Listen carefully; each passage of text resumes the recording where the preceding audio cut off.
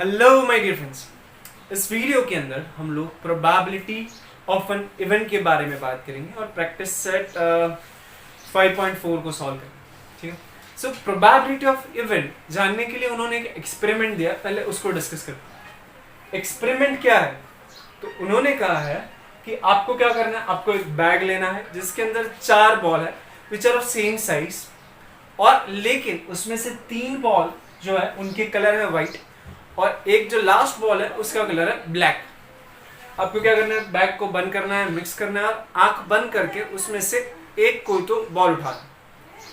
यानी कि ये टोटली रैंडम एक्सपेरिमेंट है क्योंकि आप देख के नहीं निकाल रहे हो, करेक्ट। तो इस एक्सपेरिमेंट के अंदर the possibility that you will get the white ball is more because वहां पे व्हाइट बॉल ज्यादा है। ठीक है। तो जब कभी भी हम लोग पॉसिबिलिटी के बारे में बात करते हैं इन मैथमेटिक्स, हम लोग क्या करते हैं, पॉसिबिलिटी को in terms of a number लिखने की कोशिश करते हैं। That is nothing but an probability. Possibility of an event in terms of a number is called the probability of that event. जैसे कि इन दिस केस मेरा event क्या है, to get the white ball.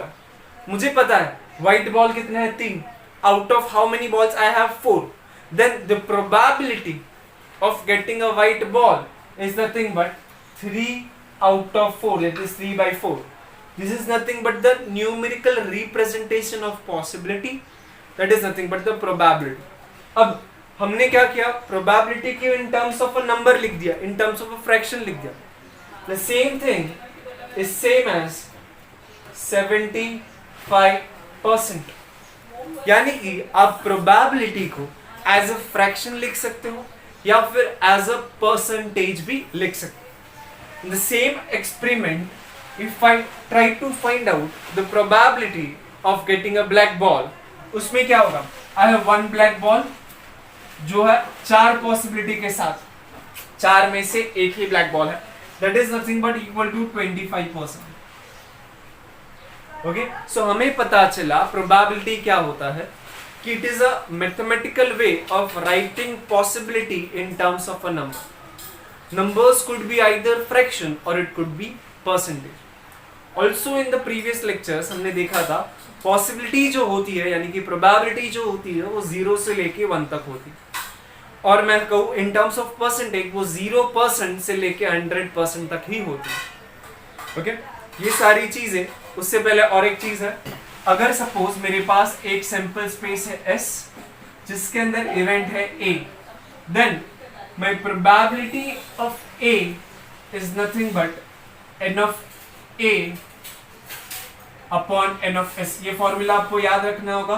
किसी भी event की probability is nothing but the fraction given by number of elements in A upon number of element in the sample space. जैसे कि हम लोग ने यहाँ पे किया, गेटिंग अ व्हाइट बॉल, कितने व्हाइट बॉल है ऊपर लिखा, डिवाइड बाय कितने टोटल बॉल है यानी कि सैंपल स्पेस नीचे लिखा। सिमिलरली ब्लैक बॉल के टाइम पे कितने ब्लैक बॉल है divide by total number of balls कितने। ठीक है, तो धीरे धीरे हम लोग को ये आइडिया क्लियर होगा। अभी के लिए फॉर्मूला आपको याद रखना। उसके बाद आप आओगे पेज नंबर 125। आप लेट्स रिमेंबर देखो, the probability is express as a fraction और the percentage. The probability of any event is from 0 to 1 or 0% to 100%. They have given an example also. तो कभी भी आपकी probability 0 से कम नहीं हो सकती, यानी कि नेगेटिव नंबर नहीं हो सकता, 0 हो सकता है, और वो 1 से बड़ा नहीं हो सकता है। सिमिलरली 0% से छोटा कोई परसेंटेज, माइनस परसेंटेज नहीं होगा। किसी भी चीज की probability 125% नहीं होगी इन मैथमेटिक्स। सो 100% तक जा सकता है, वही उन्होंने सेकंड पॉइंट में कहा। थर्ड जो पॉइंट है जहां पे उन लोग बोल रहे हैं कि हमने स्टार्ट ऑफ दिस चैप्टर, जब हम लोग ने बोला था टीचर्स आती है चिट्स बनाती है, एक चिट उठाना है, तभी हम स्टूडेंट सोच रहे थे कि हाँ मुझे शायद मिलेगा नहीं मिलेगा, उन लोग पॉसिबिलिटी के बारे में सोच रहे। लेकिन अगर हम लोग मैथमेटिकली पॉसिबिलिटी के बारे में बात करें, each of them has an equal probability of getting the basal seed, that is 1 out of 40. So that is nothing but the pre-requirement for the exercise। बहुत सिंपल सा है, आपको सिर्फ ये फॉर्मूला याद रखना है। n of A is nothing but P of A, that is probability of an event is same as n of a upon n of s। याद रखेंगे, number of elements in event ऊपर लिखेंगे और नीचे बड़ा नंबर, ये जो बड़ा नंबर होता है वो नीचे आएगा, बिकॉज n ऑफ a जो होगा वो सैंपल स्पेस से बड़ा नहीं हो सकता ना, n of a can not be greater than n of s, इसीलिए आपका जो नंबर होगा वो स्ट्रिक्टली लेस देन 1 होगा या फिर इक्वल टू 1 होगा। ठीक है, इसके बाद हम लोग प्रैक्टिस सेट स्टार्ट करते हैं। सो अब हम लोग प्रैक्टिस सेट 5.4 को स्टार्ट करेंगे। क्वेश्चन नंबर 1 में किया गया है, पूछते तो उन लोग प्रोबेबिलिटी है, उन्होंने बोला है कि हमें प्रोबेबिलिटी फाइंड आउट करना है जब आपका एक्सपेरिमेंट है टॉसिंग 2 कॉइन्स, यानी कि आपके पास जो सैंपल स्पेस है वो होगा HH, HT, TH, NTD, सबको पता है right, and N of S is 4। इस एक्सपेरिमेंट के अंदर इवेंट क्या है? इवेंट पहला क्या है? Getting at least 1 head. अब ये जो इवेंट है जिसको मैंने नाम दिया है A, इसके बारे में प्रोबेबिलिटी जानना है, तो पहले मुझे N of A पता होना चाहिए। तो मैं क्या करता हूं, इवेंट को लिखने की कोशिश करता हूं, गेटिंग एटलीस्ट 1 हेड, यानी कि एक हेड तो होना चाहिए, 2 होगा तो भी चलेगा राइट। सो 1 2 3 HH, HT, TH, ये 3 ऐसे सैंपल पॉइंट थे जहां पे एटलीस्ट 1 हेड तो था। लास्ट जो TT है उसमें एक भी हेड नहीं है, इसलिए मैं उसे कंसीडर नहीं करूंगा। So my N of A is nothing but 3। अगर आप मुझे प्रोबेबिलिटी ऑफ A यानी कि ये इवेंट होने की प्रोबेबिलिटी पूछोगे तो it is same as N of A divided by N of S, that is nothing but 3/4। Second जो था उसको मैंने नाम दिया है B, लाइक B भी then event getting no heads, यानी कि आपको एक भी हेड नहीं मिलना चाहिए। तो एक ऐसी जगह है जहां पे हेड नहीं है, बाकी हर जगह पे एटलीस्ट एक तो हेड था। सो B को अगर मैं लिखने की कोशिश करूं, सो इट इज TT, यानी कि my N of B is nothing but 1। अगर मुझे probability of B find out करना है तो it is N of B divide by N of S, that is 1/4। इसको आप 75% भी लिख सकते हो इफ यू वांट, और इसको आप 25% भी लिख सकते हो, 0.25 right. So this is nothing but question number 1। Let's do question number 2। सो अब हम लोग बात करेंगे क्वेश्चन नंबर 2 के बारे में। एक्सपेरिमेंट क्या है? तो experiment is to throw 2 dice together, यानी कि हमारा जो सैंपल स्पेस होगा दैट कंटेन्स 36 एलिमेंट, जो स्टूडेंट्स को अच्छे से पता। और एक बार मैं रिपीट करूंगा कि 6-6 के पेयर्स में लिखो, इससे एक अच्छा पैटर्न बनता है जो अभी हम लोग वापस देखेंगे। पहला जो उसका इवेंट था वो था जिसे मैंने A नाम दे दिया, the sum of digits on the upper face is at least 10, यानी कि जब आप थ्रो करते हो 2 डाइस, जो आपका आंसर आता है उनका सम करने पे आपका आंसर एटलीस्ट 10 है। 2 डाइस अगर थ्रो करोगे तो मिनिमम आंसर 2 होता है, मैक्सिमम 12 होता है। अगर उन्होंने एटलीस्ट 10 पूछा है तो 10, 11, 12 वाले आपको फाइंड आउट करना। तो वापस से मैं एक बार स्टूडेंट्स को बता देता हूं कि यहां पे सम होता है 2, यहां पे सम होगा 3, ये जो है उसमें होगा 4, 5, 6, फिर यहां पे 7, उसी तरीके से यहां पे 8, फिर 9, फिर 10, फिर 11, फिर 12। तो इस तरीके से लिखने का फायदा, अगर मुझे पूछा गया है एटलीस्ट 10 तो मैं सिर्फ इन तीनों को ही देखूंगा, यानी कि ये और ये डायगोनली जो लास्ट 3 मेरे डायगोनल से उसी को देखूंगा, यानी कि ए को अगर मैं रिप्रेजेंट करूं सो इट इज 6, 4, 5, 5, 4, 6, 6, 5, 5, 6, यानी कि 11 वाले मैंने लिख दिया, और लास्ट में 12 वाला एक ही होता है 6, 6। सो what is my N of A? 1 2 3 4 5 6 elements हैं।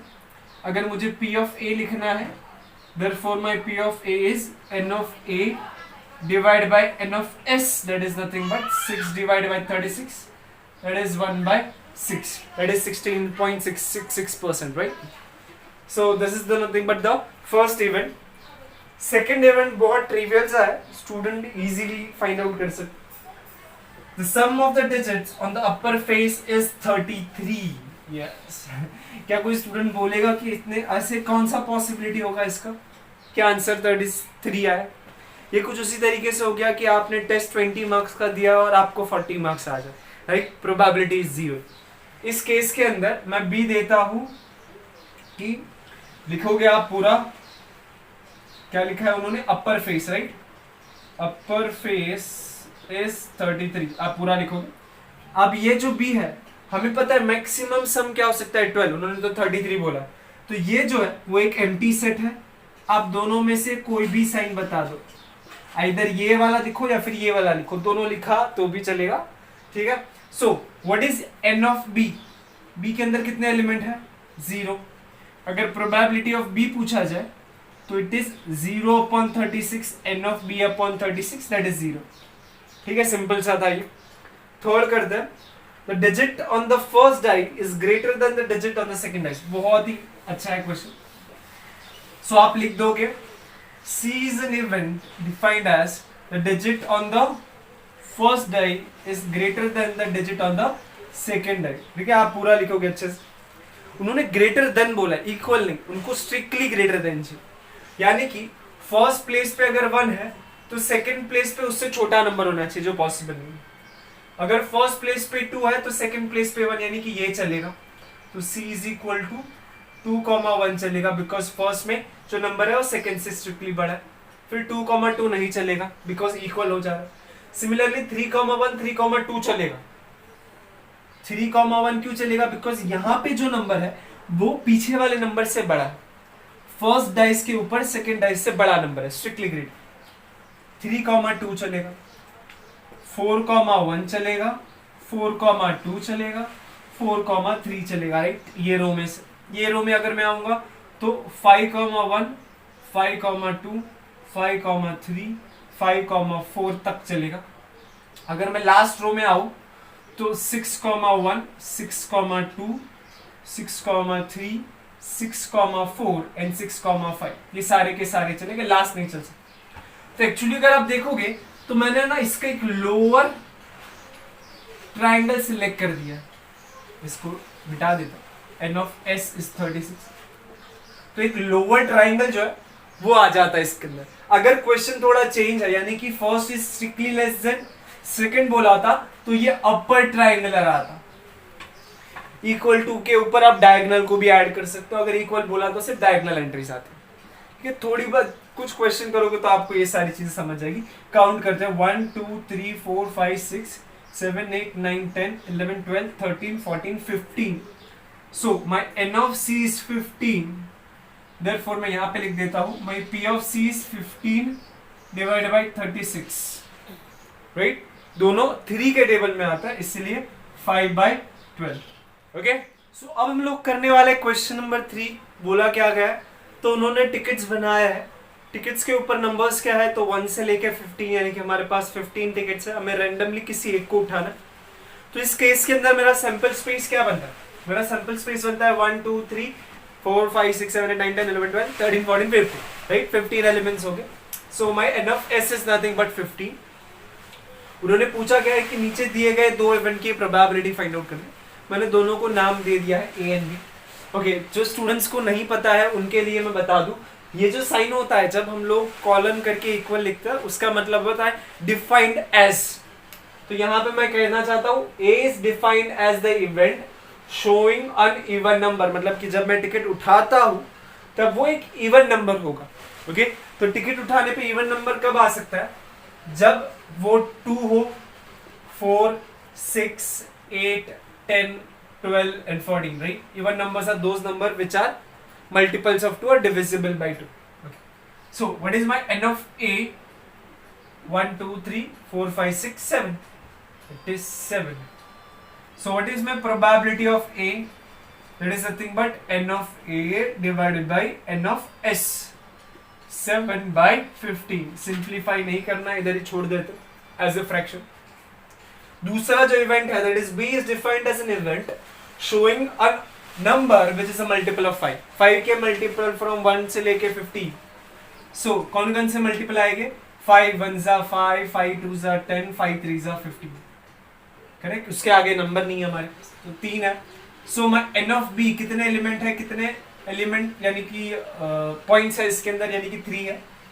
So my probability of B is nothing but n of B divided by n of S, that is nothing but 3/15, that is nothing but 1/5. यहाँ पे हो सकता था इसलिए मैंने कहा, यहाँ पे नहीं हो सकता ऐसा इसलिए हमने ऐसे ही छोड़ दिया. So this is a simple question number 3. Let's discuss question number 4. So the question number 4 क्या कहता है? Question number 4 कहता है कि आपके पास नंबर्स है 2, 3, 5, 7, 9. इन नंबर्स को यूज करके आपको 2 डिजिट नंबर बनाने हैं पहले तो, और ये नंबर में रिपीटेशन अलाउड नहीं है, यानी कि 22, 33, 55, 77, 99 नहीं चलेंगे. और ये नंबर्स बन जाने के बाद 2 इवेंट दिए हैं और उनकी प्रोबेबिलिटी. तो पहले सैंपल स्पेस बनाते. ऑलरेडी हमने ऐसे क्वेश्चंस देख चुके हैं. सो कैसे करेंगे हम लोग? स्टार्ट करेंगे, कोई तो एक फिक्स करेंगे 2 और बाकी सब सेकंड डिजिट, मतलब उसको सेकंड प्लेस पे लगाएंगे, यूनिट प्लेस पे. सो मैंने टेंस प्लेस पे 2 रखा है, अब यूनिट प्लेस पे मैं चेंज करते जाऊंगा, यानी कि 23, 25, 27, 29. अब मैं 3 को टेंस प्लेस पे रखूंगा, 32, 35, 37, 39. इसके बाद में 5 को 10 प्लेस पे 52, 53, 57, 59. अब 7 यानी कि 72, 73, 75 एंड 79. अब 9 की बारी. सो 92, 93, 95 एंड 97. कितने हो रहे हैं? 1, 2, 3, 4 प्लस 4 8, 8 प्लस 8 16, 16 प्लस 4 20. करेक्ट. आप काउंट कर लो तो आपको पता चला कि n ऑफ s जो है वो हो गया 20. यहां तक 4 है, ये 4, 4 4 कितनी बार हुआ? तो 5 times. Sorry. Okay, so I know my n of s is 20. What is my a? a is an event that कि आपका जो नंबर है वो एक ऑड नंबर है, तो उसमें से ऑड नंबर्स फाइंड आउट करता है. ऑड नंबर्स यानी कि वो नंबर्स जो 2 से डिविजिबल ना हो, या फिर आप बोलो कि जो इवन नंबर ना हो, that is called as an odd number. Okay, so my a is a set which contains 23 आएगा, 25 आएगा, ओके, 27 एंड 29, 35, 37, 39, 53, then 57, then 59, फिर 73, 75, 79, फिर 93, 95 एंड 97 भी आएगा. तो इस तरीके से 1, 2, 3, 4, 5, 6, 7, 8, 9, 10, 11, 12, 13, 14, 15, 16. So my n of a is nothing but 16. What is probability of a? Probability of a क्या होगा? n of a divided by n of s. 16/20. That is nothing but 4/5. 4 से डिवाइड करोगे, सही है ना? सिंपल सा. Okay. A number is a multiple of 5. कोई भी नंबर मल्टीपल ऑफ 5 कब होता है? जब उसके एंड में 5 हो या फिर 0 हो, जब उसके यूनिट प्लेस पे 5 या फिर 0. तो हम लोग देखते हैं 1, फिर नहीं आएगा, फिर 2, यहाँ पर तो एक भी जगह नहीं है, फिर 3 एंड 4 लिख देते हैं. B is nothing but containing this set 25, 35, 75, 95. 4 element मिले. So my n of B is nothing but 4. My P of B is nothing but 4/20 and that is same as 1/5. जब कभी भी आप उसको सिंप्लीफाई कर सकते हो, प्लीज कर दिया तो ठीक है. यहाँ पर होता है क्वेश्चन नंबर 4. आप अपना टाइम लीजिए, वीडियो को पॉज करते रहिए, बीच में खुद से लिखते रहिए सॉल्यूशन, ठीक है. अब हम लोग नेक्स्ट क्वेश्चन देखेंगे. सो अब हम लोग करेंगे question number 5. Question number 5 related है कार्ड्स के साथ. तो स्टूडेंट्स के लिए एक नोट होगा कि अगर कार्ड्स के ऊपर क्वेश्चन है तो उस टाइम पे आपको सैंपल स्पेस को डिटेल में लिखना जरूरी नहीं है. सिर्फ आप ये लिख देखिए कि उसके अंदर एलिमेंट्स कितने हैं, ठीक है, यानी कि उसकी कार्डिनलिटी आपको बतानी होगी, उसके सैंपल पॉइंट दिखाने की जरूरत नहीं है.